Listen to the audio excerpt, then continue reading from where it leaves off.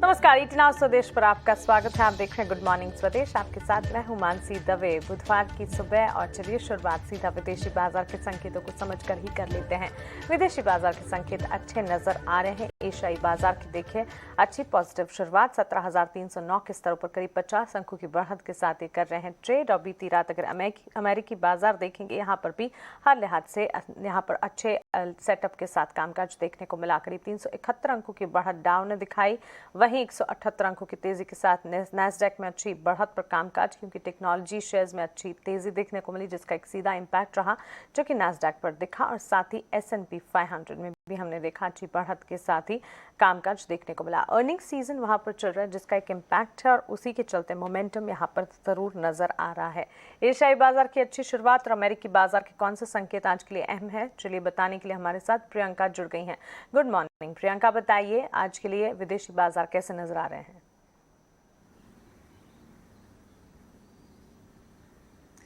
Good morning Mansi, rightly pointed. जिस तरह से हमने देखा कि कॉर्पोरेट अर्निंग्स एक बड़ा ट्रिगर रहा कल, जिसकी वजह से एक रीबाउंड सेशन आपको देखने को मिला। तीनों इंडाइसेस आपको हरे निशान के साथ बंद हुए। इनफैक्ट आपको एक अच्छी खासी तेजी डाउ में दिखी, लगभग 370 अंक ऊपर बंद हुआ। और नैस्डैक में तो कंप्लीटली कॉर्पोरेट अर्निंग्स एक बड़ा रीजन था। आज कई सारी बड़ी कंपनियों के रिजल्ट्स भी वहाँ आने हैं और देखना होगा कि किस तरह के सेंटिमेंट होते हैं। लेकिन वहाँ Davidson, check, due point, center, ये सारी स्टॉक्स है जिनमें अच्छा एक मोमेंटम था, बेटर देन एक्सपेक्टेड अर्निंग्स थे, और जिसके कारण नैस्डैक के इंडेक्स को एक अच्छी मजबूती मिली। ओवरऑल सेंटिमेंट बूस्ट हुआ और यूएस मार्केट्स ने एक अच्छा रीबाउंड सेशन दिखाया। लगभग अंकों के उछाल से, अगर आप नतीजों से अंकों के लिहाज से आप बात करें तो नैस्डैक में लगभग 180 अंकों की तेजी रही। S&P भी आपको 1% तेजी के साथ बंद होते हुए दिखाई दिया। इनफैक्ट निकाई में भी आपको रिजल्ट का ही ट्रिगर था, वहां भी सॉफ्ट बैंक लेड रिकवरी देखने को मिली, SoftBank share led recovery देखने को मिली। और निकाई में लगभग 150 अंकों की तेजी वहां भी देखने को मिली। कुछ और जो इंपॉर्टेंट ट्रिगर्स हैं मानसी, जिन्हें नोटिस करना होगा, वो है कि ब्रेंट क्रूड अब थोड़ा नरम हुआ है।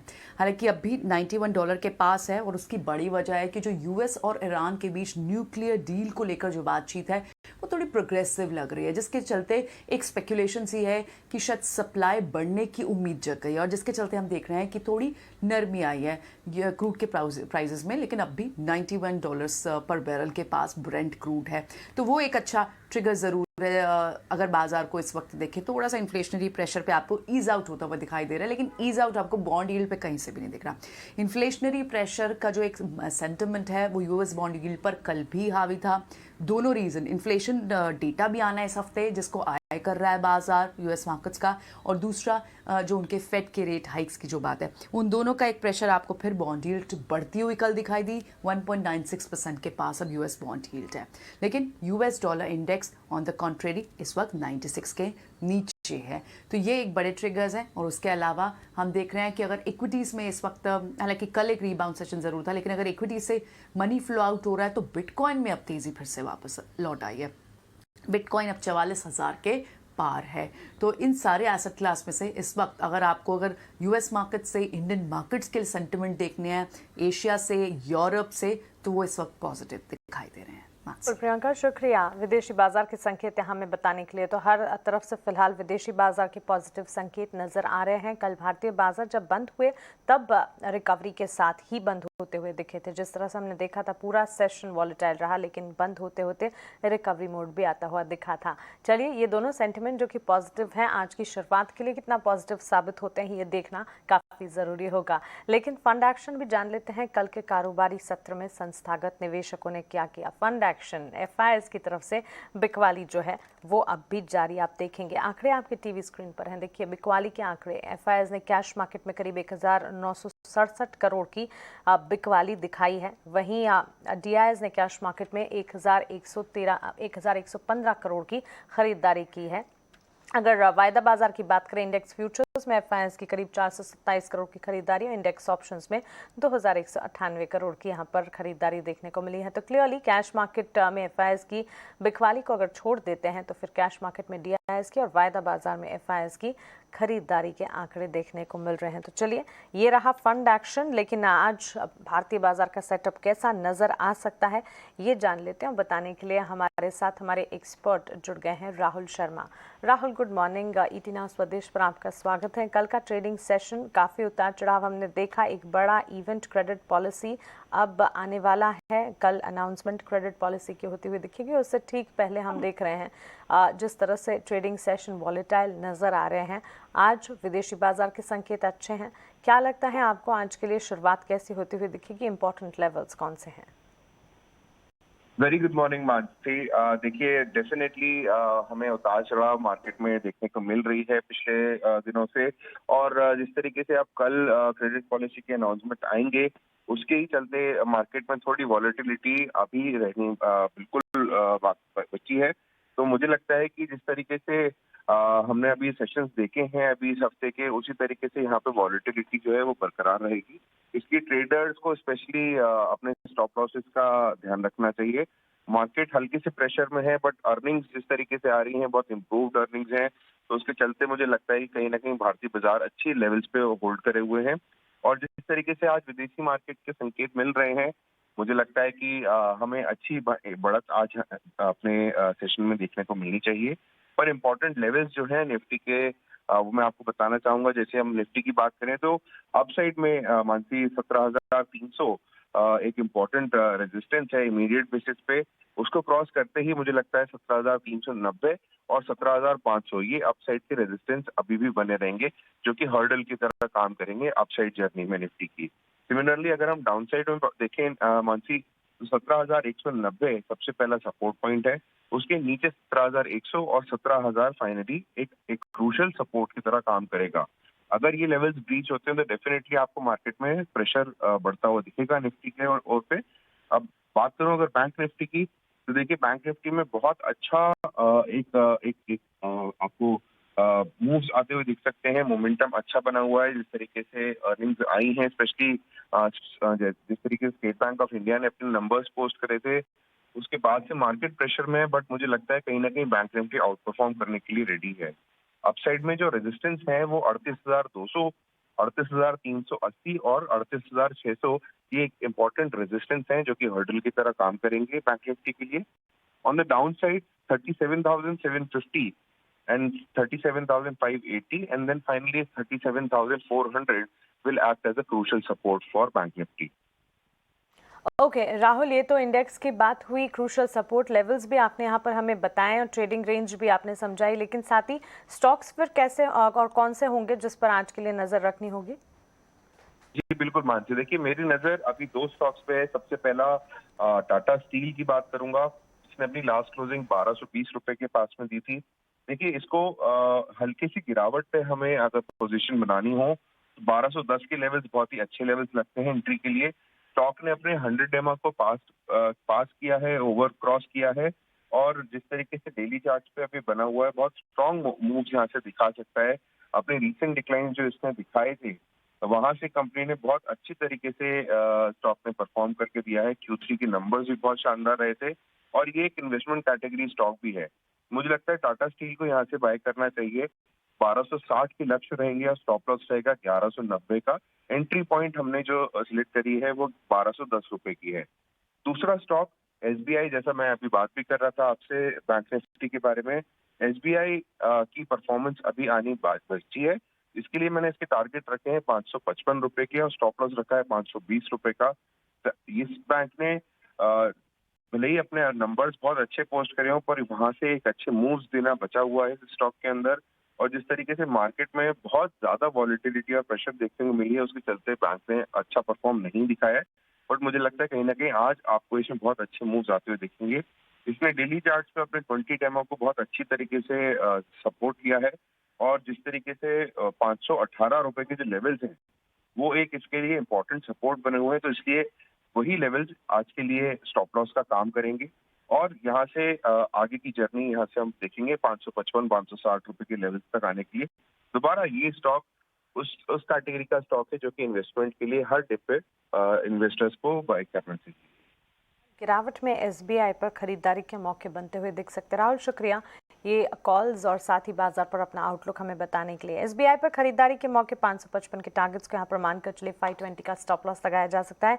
राहुल का मानना है कि टाटा स्टील में भी एक बार आज के लिए स्ट्रैटेजी बिल्टअप करके आप चल सकते हैं। 1260 के टारगेट्स को यहाँ पर मानकर चले 1190 का आपको यहाँ पर एक स्टॉप लॉस लगाना होगा। तो चलिए 2 कॉल्स राहुल की तरफ से, 2 कॉल्स ट्रेडिंग के लिहाज से, इंट्राडे पर्सपेक्टिव के लिहाज से क्या नजरिया आज का होना चाहिए हमारे पास आई है। सेंट्रम ब्रोकिंग की तरफ से टीवीएस मोटर्स पर खरीदारी की राय, यहाँ पर खरीदारी का मन अगर बनाकर चल रहे हैं 670 के टारगेट्स को मानकर चले 636 का आपको यहाँ एक स्टॉप लॉस लगाना होगा। और पीवीआर लगातार हम देख रहे हैं अनलॉक थीम के चलते यहाँ पर मल्टीप्लेक्स स्टॉक्स जो हैं वो फोकस में है ही और तेजी की उम्मीद यहाँ पर लगाई जा रही है। एक्सपर्ट्स का मानना है कि यहाँ पर खरीदारी के मौके बनते दिख सकते हैं। 1660 के टारगेट्स को मानकर चले 1601 का आप यहाँ पर एक स्टॉप लॉस लगाएं, खरीदारी का मन बनाया जा सकता है। तो क्लियरली टीवीएस मोटर्स, पीवीआर, ये 2 कॉल्स सेंट्रम ब्रोकिंग की तरफ से और टाटा स्टील और साथ ही एसबीआई, ये 2 कॉल्स राहुल की तरफ से हमारे पास आती हुई। लेकिन चलिए कल एक बड़ी कंपनी का नतीजे आते हुए दिखे और नतीजे कैसे रहे ये आपको बताते हैं। भारती एयरटेल ने कल बाजार बंद होने के बाद अपने नतीजे पेश किए हैं। कैसे रहे कंपनी के नतीजे जान लेते हैं हमारे सहयोगी सौमित से। सौमित, बताएं भारती एयरटेल के नंबर्स कैसे रहे।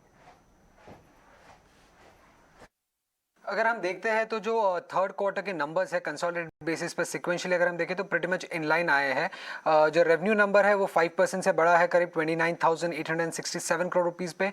एबिटा नंबर 6% से ग्रो किया है, मार्जिन करीब 49.2% पे आया। जो नेट प्रॉफिट है वो 58.5% से डिक्लाइन किया है। अब जो नेट प्रॉफिट का डिक्लाइन देखने को मिला है उसके पीछे का कारण ये है कि सेकेंड क्वार्टर में कंपनी को एक एक्सेप्शनल गेन हुआ था, क्योंकि उन्होंने अपने जो टावर, अपने जो स्पेक्ट्रम थे वो जियो को बेच दिए थे और इसलिए वो एक्सेप्शनल गेन थे। आरपू नंबर की अगर हम बात करते हैं, जो की मोबाइल नंबर होता है किसी भी टेलीकॉम कंपनी के लिए, वो इनलाइन आया है। एनालिस्ट के एक्सपेक्टेशन 162 रुपीस के थे, कंपनी ने 163 रुपीस रिपोर्ट किया है। जो सब्सक्राइबर बेस है इंडिया मोबाइल बिजनेस का वो भी स्टेबल रहा है, जबकि कंपनी ने टैरिफ हाइक लिया था दिसंबर में, उसके बावजूद ये नंबर स्टेबल रहा है करीब 32.2 करोड़ के आसपास। अब अगर हम पूरे टेलीकॉम सबका नंबर्स आ गया, जैसे कि वोडाफोन आइडिया, रिलायंस जियो और भारती एयरटेल, अब ये तीनों के नंबर्स अगर हम कंपेयर करते हैं तो ये तीनों के नंबर्स में हम देखेंगे कि एयरटेल के नंबर्स स्टूड आउट किए हैं, क्योंकि उनका जो रेवेन्यू ग्रोथ है इंडिया मोबाइल बिजनेस का वो करीब 6% रहा है कंपेयर टू लास्ट क्वार्टर, जबकि रिलायंस जियो और वोडाफोन आइडिया का ग्रोथ करीब 3% के आसपास था। जो एबिटा ग्रोथ भारती एयरटेल ने रिपोर्ट किया है वो 6.4% का है और जियो और वोडाफोन आइडिया का नंबर ये करीब 3 to 6% के आसपास था। आरपू ग्रोथ भी एयरटेल का काफी अच्छा है, 6.5% सिक्वेंशियली, और जियो और वोडाफोन आइडिया का ये नंबर करीब 5% के आसपास था। सब्सक्राइबर बेस भारती एयरटेल का स्टेबल रहा है कंपेयर टू लास्ट क्वार्टर, जबकि वोडाफोन आइडिया और रिलायंस जियो ने एक सब्सक्राइबर लॉस रिपोर्ट किया था third quarter of financial year 2022 में। ओके सौमित, शुक्रिया ये सारी की सारी जानकारी हमें बताने के लिए। तो भारती एयरटेल के नतीजे कल बाजार बंद होने के बाद आते हुए दिखे और अब नतीजे कैसे रहे ये रिव्यूज़ भी हमने आपके सामने रखे। लेकिन चलिए अब आगे बढ़ते हैं और कल बाजार बंद होने के बाद कई सारे नंबर्स थे जो कि आते हुए दिखे और साथ ही खबरें भी हैं। और इनफैक्ट आज तो मेरी जो टीम है वो भी मेरे साथ स्टूडियो में मौजूद है, लेकिन पूजा हम आपको मिस कर रहे हैं। चलिए शुरुआत आपसे ही करते हैं। रिजल्ट, गुड मॉर्निंग, बताएं कल बाजार बंद होने के बाद कौन सी कंपनियों के नतीजे आते दिखे? Good morning Mansi. शुरुआत भारती एयरटेल के नतीजे तो सौमित ने बताई दिए, लेकिन वायदा बाजार से भी काफ़ी सारी कंपनियों के नंबर्स आए हैं, एक एक करके वो भी आपके सामने रखते हैं।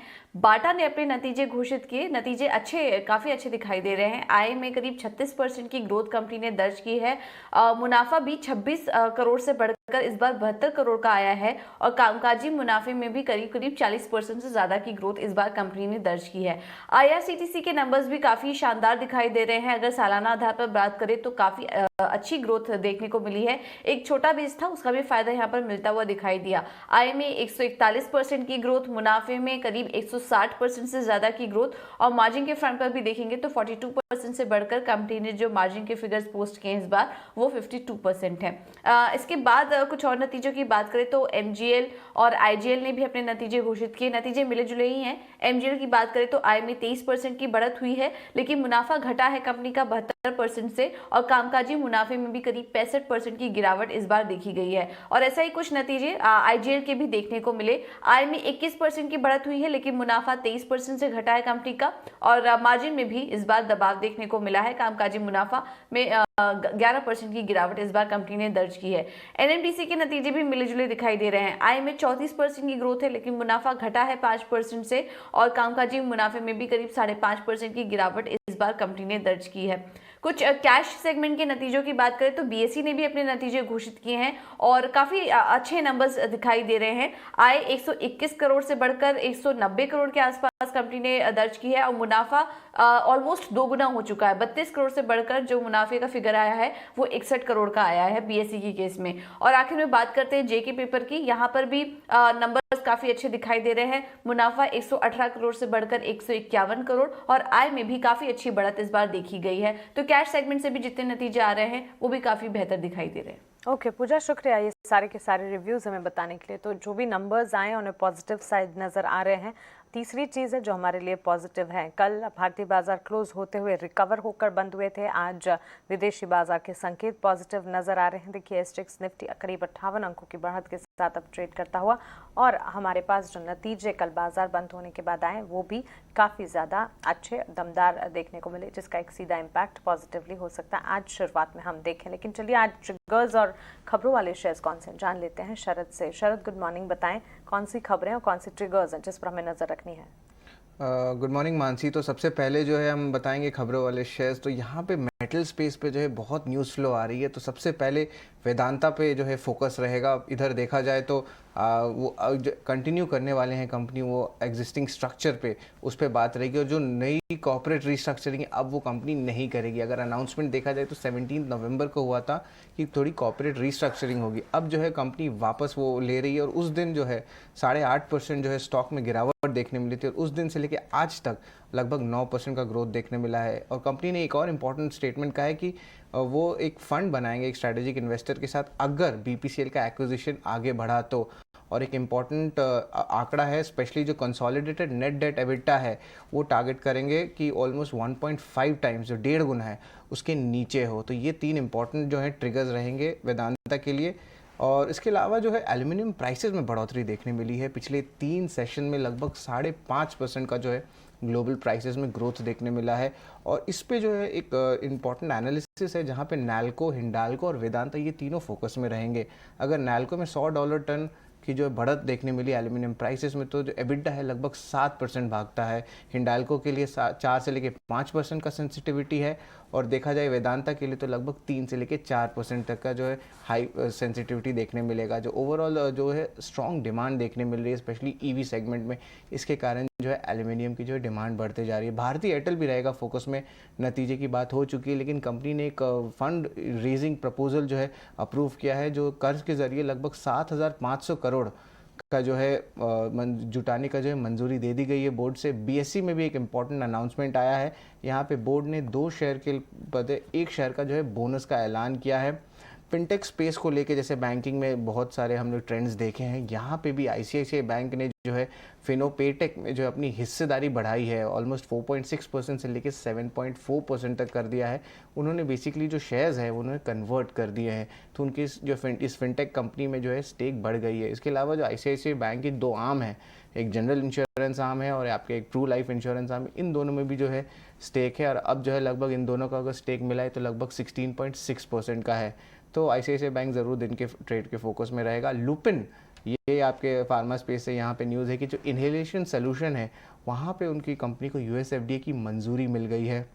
ये जेनरिक वर्जन है यूएसएफडीए का अप्रूवल के लिए, तो ये स्टॉक पे जो है पॉजिटिव रिएक्शन देखने मिल सकता है। और आखिर में बात करेंगे ऑयल मार्केटिंग कंपनीज़ की। एचपीसीएल ले लीजिए, बीपीसीएल ले लीजिए, आईओसीएल ले लीजिए। यहाँ पे जो है एयर इंडिया ने जो है ये सारे कंपनीज़ को ने बकाया भुगतान किया गया है। एचपीसीएल, बीपीसीएल के लिए लगभग 900 करोड़ का जो है भुगतान किया गया, और आईओसी के लिए लगभग 2000 करोड़ का जो है बकाया भुगतान किया गया है। और अब जो है एयर इंडिया पर जो है कोई बकाया नहीं बचा है।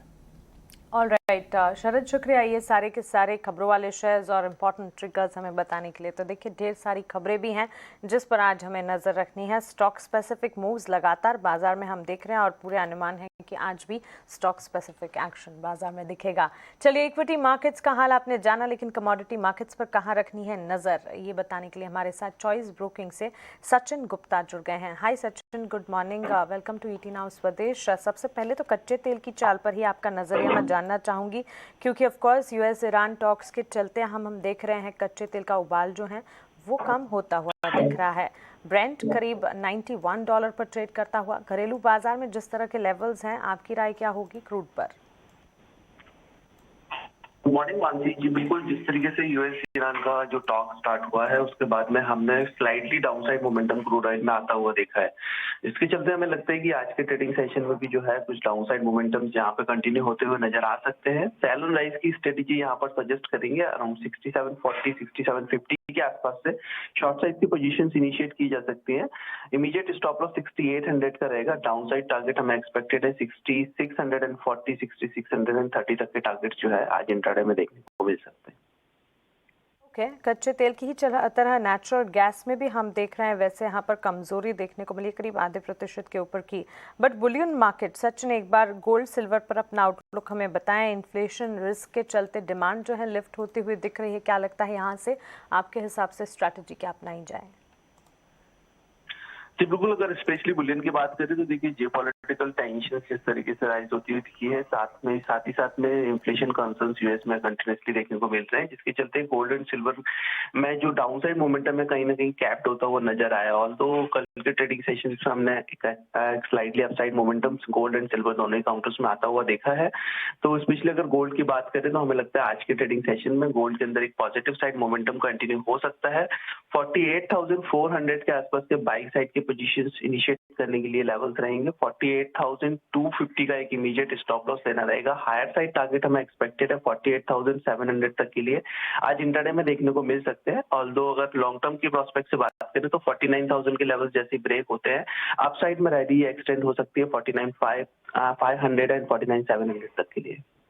सचिन, शुक्रिया कमोडिटीज़ पर अपना आउटलुक और स्ट्रैटेजी हमें बताने के लिए। तो कच्चे तेल की चाल जो कमज़ोर दिख रही है वहां से और कमज़ोरी दिखने को मिल सकती है, जिसके चलते क्रूड में घरेलू बाजार में सेल कॉल इनिशिएट किया जा सकता है। 6640 के टारगेट्स को आप मानकर चलें। 6,640 का टारगेट, 6,800 का एक स्टॉप लॉस आपको मेंटेन करना होगा। और गोल्ड में खरीदारी के मौके ढूंढे जा सकते हैं यहाँ से और ज़्यादा तेज़ी। ऑफकोर्स इन्फ्लेशन के फ्रंट पर जो खबरें आ रही है उसका एक इम्पैक्ट है, जो कि बुलियन मार्केट पर हम पड़ता देख रहे हैं। यहाँ से और ज़्यादा बढ़त दिख सकती है। 48,700 के टारगेट्स को आप मानकर चल सकते हैं। 48,250 का स्टॉप लॉस लगाएं। लेकिन चलिए, ब्रोकरेज हाउसेस के रडार पर आज क्या कुछ है जान लेते हैं। बताने के लिए ख्याति हमारे साथ अब जुड़ गई हैं। ख्याति, गुड मॉर्निंग, बताएं ब्रोकरेज रिपोर्ट्स क्या कह रही हैं? सबसे पहले तो देखते हैं वेदांता पे सीएलएसए ने आउट परफॉर्म की राय बरकरार रखी है। कैपिटल एलोकेशन पॉलिसी की घोषणा की और रीस्ट्रक्चरिंग का जो कॉल दिया था उसको वापस लिया।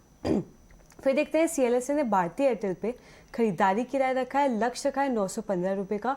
ब्रॉडबैंड और एंटरप्राइज बिजनेस में वो काफ़ी मजबूत ग्रोथ दिखी है। यूबीएस ने भारतीय एयरटेल पे न्यूट्रल राय बरकरार रखी है। लक्ष्य का है 760 रुपये का।